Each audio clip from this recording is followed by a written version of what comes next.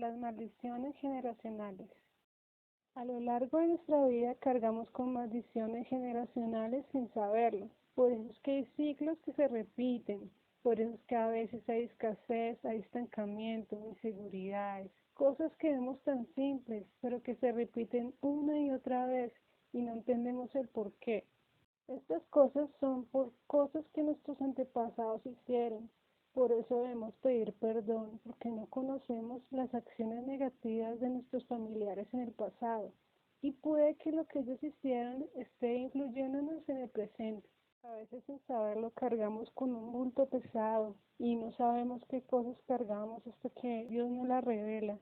El pasado, los traumas, los complejos, todas esas cosas van creando secuelas en nuestro ser y van abriendo puertas al enemigo. De ahí es donde el enemigo se tiene para poder atacarnos y poder hacernos daño.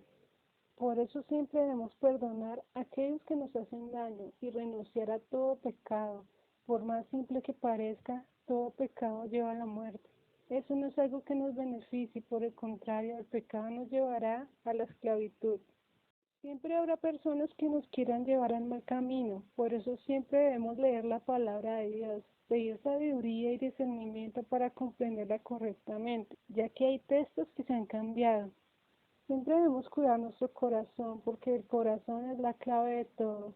El corazón es la llave que nos lleva hacia la eternidad. Por eso es que el enemigo siempre quiere contaminarlo. Por eso siempre nos genera pensamientos, sentimientos.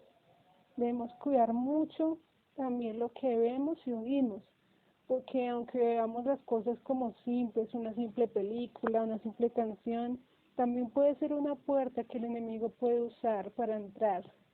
También debemos cuidar nuestro corazón de resentimiento y de toda cosa negativa. Recuerda que cuando las personas actúan negativamente son influenciadas. Puede que ellos actúen conscientemente o inconscientemente, pero ellos no se dan cuenta de la influencia espiritual que tienen. Por eso debemos ser pacientes y tolerantes, porque solo Dios puede ver más allá del corazón de cada persona. Los demonios nunca se van a presentar en tu vida de una forma física, siempre van a atacar de forma espiritual y la base de todo es la mente. Ellos pueden utilizar los sueños para incomodarnos, hacernos creer cosas que no son, generar fantasías, hacer que la persona actúe de tal manera que nos confirme el pensamiento que tenemos, así no sea verdad.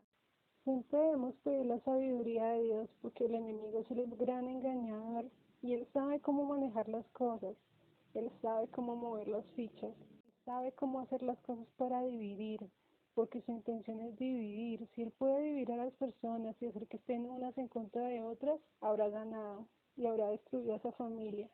La vida cristiana no es una vida color de rosa. Siempre nos dicen que cuando somos cristianos ya todo acaba ahí, que ya estamos protegidos, que el enemigo ya no nos puede tocar. Y sí, en parte es cierto, pero debemos tener en cuenta que el enemigo nos va a hacer guerra hasta el último día que partamos de este mundo. Su intención siempre ha sido robar nuestra alma, por eso no debemos descuidar la oración, porque si descuidamos la oración, allí habremos perdido y el enemigo habrá ganado terreno. Recordemos que el enemigo lleva años a la tierra y él no solo nos ha tentado a nosotros, sino ha tentado a mucha gente durante décadas.